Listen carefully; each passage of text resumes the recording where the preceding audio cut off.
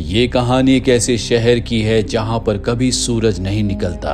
इस शहर में हमेशा अंधेरा रहता है। हर रात को 12 बजे इस शहर में रहने वाले हर एक इंसान की यादें पूरी तरह से खत्म हो जाती है। अगली सुबह जब वो उठता है तो उसे पिछला कुछ याद नहीं रहता। साथ ही शहर का पूरा स्ट्रक्चर भी बदल जाता है। Bollywood silver screen presenting dark city.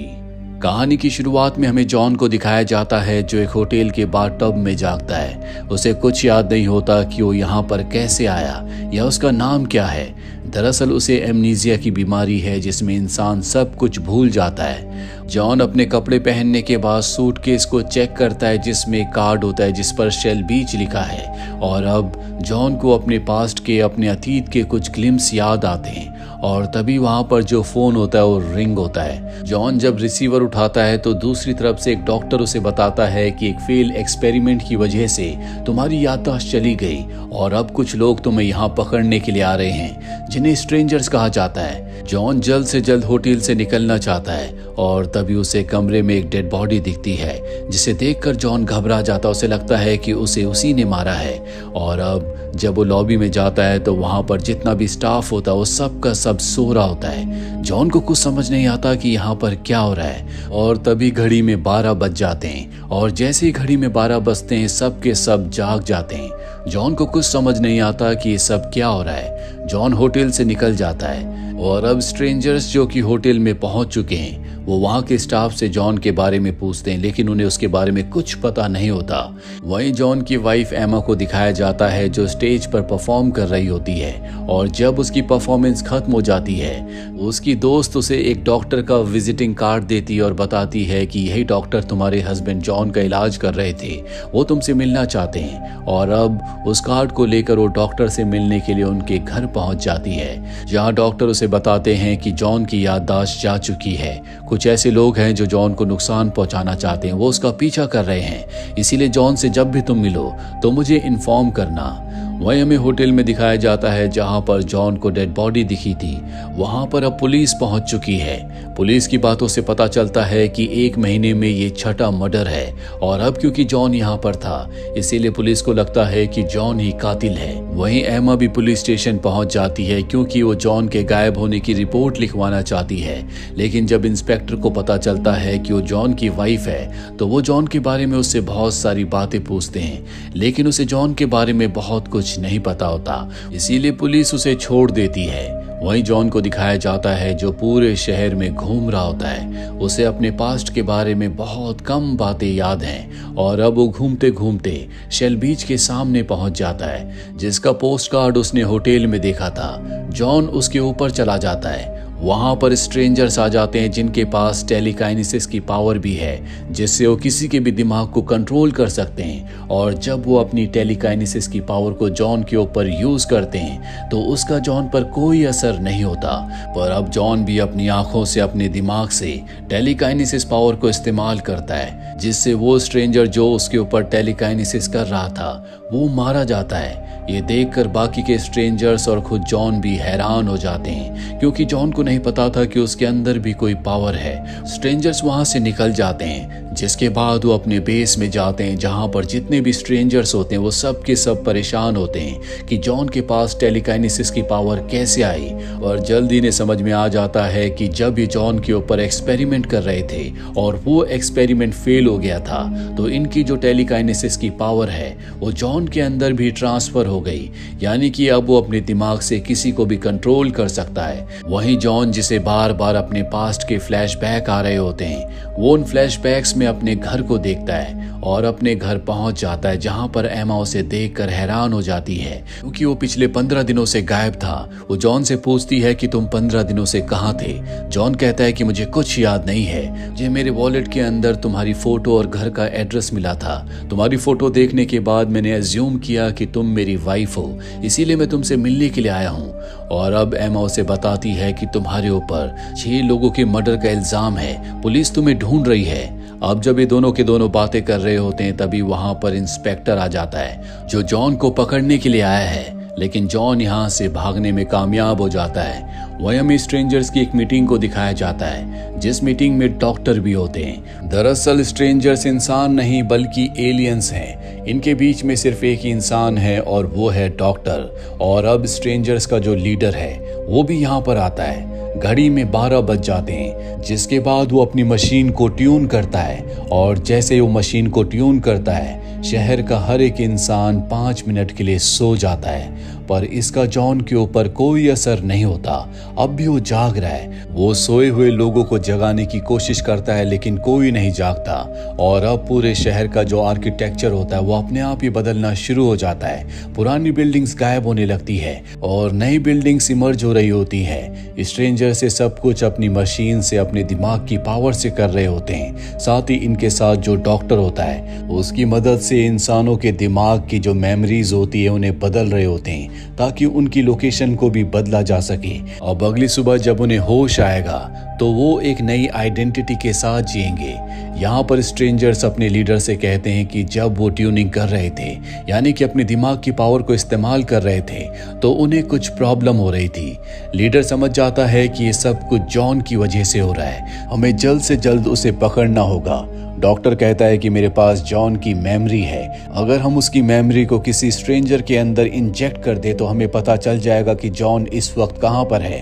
दरअसल इनके पास ऐसी टेक्नोलॉजी होती है जिससे किसी भी इंसान की मेमोरी को निकाल कर दूसरे इंसान या स्ट्रेंजर के दिमाग के अंदर डाल सकते हैं, जिससे उसका दिमाग पूरी तरह से स्विच हो जाएगा। और अब ये जॉन की मेमोरी को एक स्ट्रेंजर के दिमाग के अंदर डालते हैं, जिससे स्ट्रेंजर को पता चल जाता है कि इस वक्त जॉन कहाँ पर है। वही जॉन को दिखाया जाता है जो किसी भी तरह से शेल बीच तक पहुंचना चाहता है। वो शेल बीच की तलाश करते हुए एक सबवे तक पहुंच जाता है, जहां पर वो लोगों से शेल बीच के बारे में पूछता है।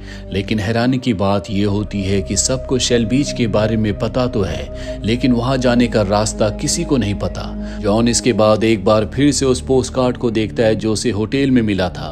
उस पर लिखा होता है के हैरिस एंड को फिशरीज। और अब वो के हैरिस के घर पहुंच जाता है। वहां जाकर उसे पता चलता है कि हैरिस उसके अंकल हैं। वो अपने अंकल से अपने पास्ट के बारे में पूछता है, लेकिन हैरानी की बात यह होती है कि उसके अंकल के पास उसकी सिर्फ बचपन की यादें हैं, उसकी जवानी की यादें उनके पास नहीं हैं। वो बताते हैं कि तुम्हारा पूरा बचपन शेल बीच के पास ही बीता है, मैंने ही तुम्हारी परवरिश की है, क्योंकि आग लगने की वजह से तुम्हारे माता पिता की मृत्यु हो गई थी। और अब जॉन कहता है कि मैं शेल बीच जाना चाहता हूँ, आप मुझे वहां जाने का रास्ता बता दें। पर उसके अंकल को भी वहां जाने का रास्ता नहीं पता। अब जॉन को पकड़ने के लिए यहाँ पर स्ट्रेंजर्स आ जाते हैं। वो यहाँ से भागने की कोशिश करता है, लेकिन स्ट्रेंजर्स उसे चारों तरफ से घेर लेते हैं। तभी यहाँ पर इंस्पेक्टर उसकी वाइफ एमा के साथ आ जाता है, जो जॉन को लेकर अपने साथ यहाँ से निकल जाते हैं। इसके बाद इंस्पेक्टर उससे 6 मर्डर्स के बारे में पूछता है। जॉन कहता है कि मैंने वो मर्डर नहीं किए, ना ही मुझे कुछ याद है। मुझे यहाँ इस शहर में कुछ भी समझ नहीं आता। शेल बीच जाने का रास्ता किसी को नहीं पता, जबकि शेल बीच के बारे में हर कोई सब कुछ जानता है। साथ ही इस शहर में कभी दिन नहीं होता, यहाँ पर हमेशा अंधेरा रहता है। वो अपनी टेलीकाइनेसिस की पावर इंस्पेक्टर को दिखाता है। ये सब बातें सुनकर और उसकी पावर्स देखकर इंस्पेक्टर हैरान हो जाता है। साथ ही उसके पास जॉन के किसी भी सवाल का कोई जवाब नहीं होता। कुछ देर के बाद दिखाया जाता है कि स्ट्रेंजर्स अपनी पावर से हर किसी को सुलाकर पुलिस स्टेशन में जॉन को ढूंढने के लिए आते हैं, लेकिन जॉन और इंस्पेक्टर पहले से वहां से निकल चुके होते हैं। वो दोनों के दोनों डॉक्टर के पास जाते हैं और उसे पकड़कर अपने साथ गाड़ी से वो शेल बीच की तरफ निकल पड़ते हैं। एक जगह पहुंचने के बाद जहां पर एक ब्रिज होना चाहिए था, वो ब्रिज इस वक्त वहां पर नहीं होता, क्योंकि हर रात को 12 बजे के बाद स्ट्रेंजर्स पूरे शहर के आर्किटेक्चर को बदल देते हैं। अब ब्रिज ना होने की वजह से वहां से तीनों के तीनों बोट से आगे निकलते हैं, जिसके बाद डॉक्टर इन्हें पूरा सच बताता और कहता है कि स्ट्रेंजर्स जो तुम दोनों को ढूंढ रहे हैं वो इंसान नहीं है, वो दूसरे प्लेनेट से आए हुए एलियंस हैं। उनकी स्पीसीज जब खत्म हो रही थी तो वो हमारे प्लेनेट पर आए, जहां उन्होंने इंसानों को देखा। इंसानों के अंदर आत्मा होती है, लेकिन स्ट्रेंजर्स के अंदर आत्मा नहीं होती, और वो इंसानों की आत्मा के जरिए अपनी स्पीसीज को खुद को बचाना चाहते हैं। इसीलिए उन्होंने इंसानों के ऊपर एक्सपेरिमेंट करना शुरू कर दिए। वो इंसानों की यादों पर काम करना चाहते हैं, इसीलिए उन्होंने बहुत सारे इंसानों का अपहरण किया, जिसके बाद अपने स्पेसशिप में वो उन सब को लाए, जहां पर उन्होंने पूरा एक शहर बनाया। उस शहर को हर रात को पूरी तरह से बदल देते हैं, साथ ही इंसानों की मेमोरीज को बार बार रीसेट करते हैं। कई बार एक इंसान की मेमोरी को दूसरे इंसान के ब्रेन में डाल देते हैं ताकि उन्हें पता लग सके कि इससे इंसान के दिमाग पर, उसकी जिंदगी पर क्या असर पड़ता है। जॉन के साथ भी इसी तरह से बार बार एक्सपेरिमेंट्स किए गए, लेकिन बार बार एक्सपेरिमेंट होने की वजह से उस पर इन एक्सपेरिमेंट्स ने काम करना बंद कर दिया। साथ ही स्ट्रेंजर्स के अंदर जो पावर थी वो भी उसके अंदर आ गई, जिस वजह से उसे इस दुनिया की सच्चाई के बारे में पता चलने लगा।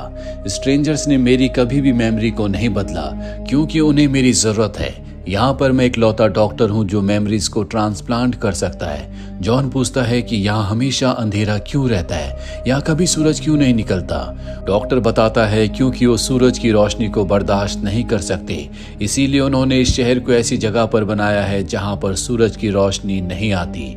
और अब ये धीरे धीरे आगे बढ़ते बढ़ते शेल बीच तक पहुंच जाते हैं, लेकिन हैरानी की बात ये होती है कि वहां पर कोई बीच नहीं होता।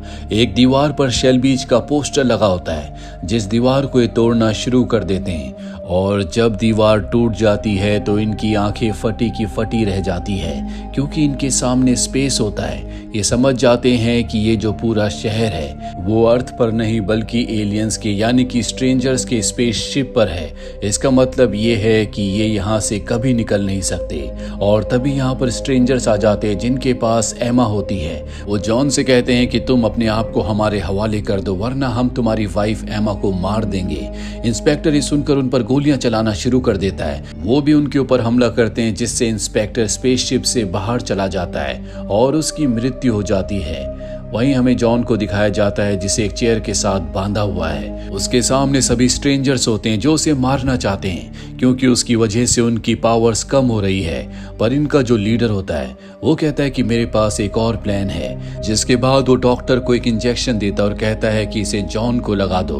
दरअसल इस इंजेक्शन के लगने के बाद उसकी आत्मा सभी स्ट्रेंजर्स के अंदर चली जाएगी, लेकिन डॉक्टर बड़ी चालाकी से उस इंजेक्शन को बदल देते हैं और जॉन को दूसरा इंजेक्शन लगा देते हैं, जिससे उसकी सारी याददाश्त वापस आ जाती है और उसके अंदर जो टेलीकाइनेसिस की पावर्स थी वो भी दुगनी हो जाती है। और अब जॉन उस पावर से सबके सब स्ट्रेंजर्स के ऊपर हमला करता है, जिससे कई सारे स्ट्रेंजर्स मारे जाते हैं। लेकिन इनके लीडर के अंदर अब भी बहुत पावर है। उसके और जॉन के अंदर इक्वल पावर होती है। ये एक दूसरे का सामना करते हैं। लीडर के पास एक चाकू होता है जिसे वो जॉन की तरफ फेंकता है, लेकिन अब जॉन अपनी पावर से उस चाकू को कंट्रोल करके लीडर के ऊपर वार करता है, जिससे लीडर मारा जाता है। अब वो डॉक्टर से अपनी वाइफ एमा के बारे में पूछता है। डॉक्टर बताता है कि उसकी मेमोरी को रीसेट कर दिया गया है। इसका मतलब ये है कि उसे अपने पास्ट की अब कोई बात याद नहीं है।